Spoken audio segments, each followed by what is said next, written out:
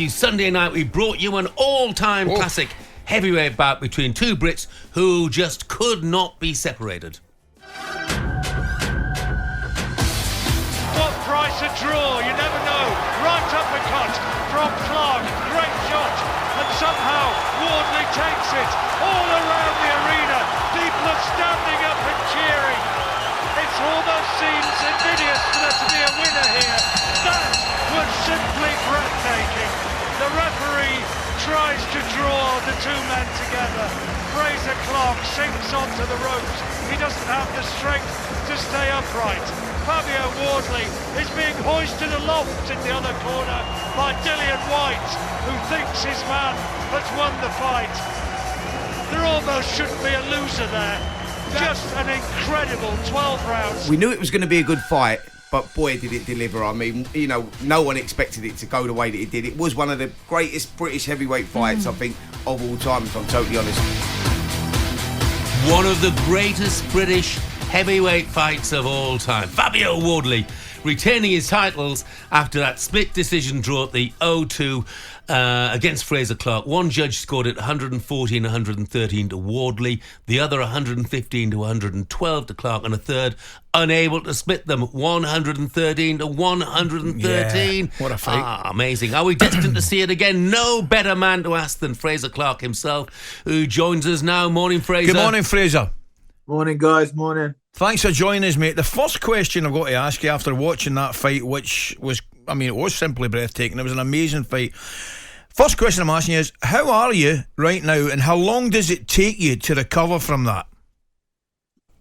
Yeah, I'm a bit sore today. You know, the body's a bit sore, but I don't feel too bad, if I'm honest. Yesterday woke up with a bit of a headache, but cracking on. You know, I'm gonna get an ice bath in a minute, and hopefully that'll help me a little bit as well.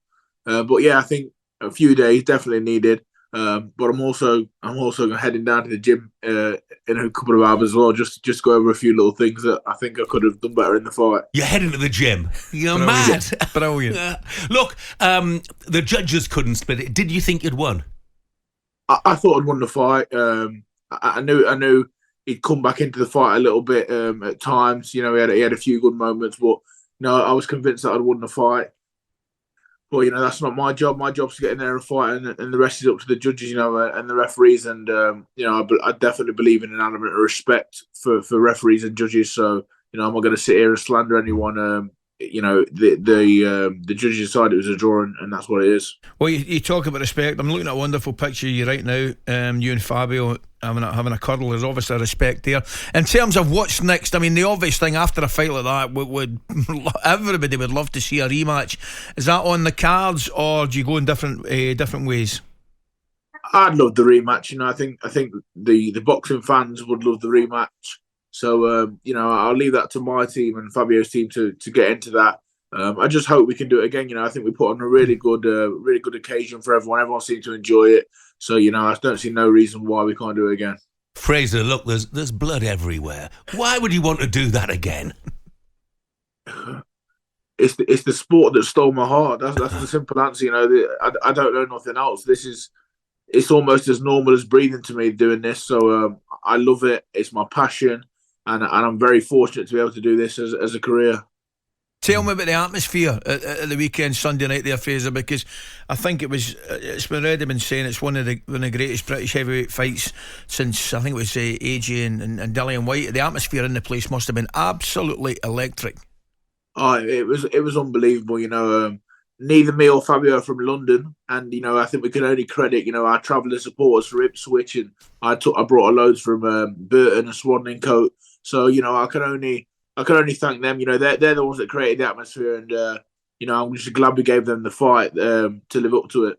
I mean, amazing fight, Fraser. Obviously, you're an Olympic medalist yourself. You're still unbeaten. I asked this to John Rawling, who was the fight commentator yesterday for talkSPORT. How far are both of you and Fabio Wardley, how far are you off the big boys? You know, I mean, top of the AJs and the Furies. I mean, you say AJ and Fury. I think we're talking about the top two or three in the Premier League. There, I think you know, if you just look a little bit below, I think there's a few levels we have to go through. But I'm sure with that fight, we both would have improved, would have learnt a lot. So it'll definitely put us a little bit closer to the names that everyone's wanting to see us fight. But for now, we still need to decide who's the best out of me and Fabio. So I think by all rights, we need to get it back on. And I don't like draws in boxing. I'm sure he wasn't happy. I wasn't happy with the draw. Definitely, he looked a little bit more happy that he got a draw, to be honest. But I definitely wasn't happy. So I think we should run it back. Of course, in professional terms, at least, Fraser, you've only had a handful of fights, really. Are you still improving, do you think? Oh, 100%. There's things I learnt in that fight there. I think if I'd have a couple more 12 rounders before that, then I would have won the fight comfortably. I'm pretty sure I would have. But it was a new experience for me doing the 12 rounds in an actual fight. So I can learn, I can improve from this definitely. I still feel fresh, fit as a fiddle. So I'm going to just build on this from now. I've got to say, Fraser, after watching that fight the weekend, if you're going for an ice bath, mate, if I was you, I'd stay in it to about Friday morning. I mean, it was absolutely incredible. Both of you so committed. It was a brilliant advert for British boxing, mate. Well done. Brilliant. Yeah, thank you very much. Is that an Only Fools and Horses t-shirt you've got on there? Yeah, this is the Jolly Boys out and t-shirt. Brilliant. 1989. Love it. Brilliant. By the way, while you're with us, Fraser, Giles, who's an Aston Villa fan, has just texted us to say, pleasure to meet Frazer Clarke in the past at the Middle Bell. What a humble, amazing person. Fair play. So you've got a big fan. Got there. another fan there, mate. Yeah, and another one here. Yeah. Can you thank Fraser for me?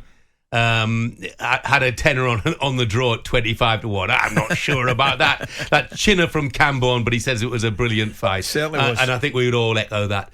Look, Fraser, thanks for joining us today. Enjoy that ice bath, mate. Well done again, mate. Thank you. Take care, guys. Brilliant. It was brutal. Yeah, I didn't see it, but I heard bits of it on the radio. And honestly, my goodness. he get put down, he got a point deducted, I think, for a low blow. Just did everything. It was tremendous to watch. It really was captivating. But you do have to have a certain mentality, and I love the way he put it there.